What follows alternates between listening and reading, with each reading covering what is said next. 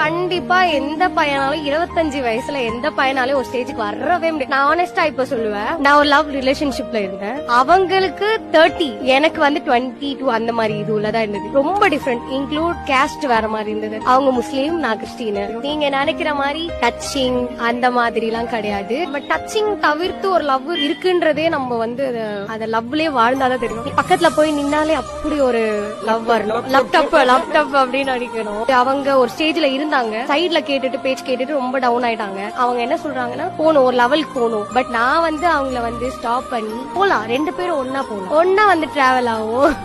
நானும் ஒர்க் போறேன், அவங்களும் ஒர்க் போவாங்க. அவங்க ஒர்க்ல இருந்தாலும் நீங்க ஒர்க் பாருங்க அப்படின்னு சொல்லிட்டு போன வச்சுக்கோங்க. ஆனா போனை வச்சுட்டு நான் ரொம்ப கஷ்டப்படுவேன். ஐயோ பேச முடியலையே, ஏதோ பேச முடியலையே அப்படி கஷ்டமா இருக்கும். ஒரு வாட்டி அவர் நம்ம பக்கத்துல உட்காந்து இது வாங்க முடியல, இதை பண்ண முடியலன்னு சொன்னாருன்னா மனசு உடைஞ்சு நம்ம இதெல்லாம் ஆசைப்படக்கூடாது, அதுக்குன்னு இது ஆசைப்படக்கூடாதுன்னு அப்படியே டம்ப் பண்ணி அவருக்காக மனசுக்குள்ளேயே வச்சுட்டு அப்படியே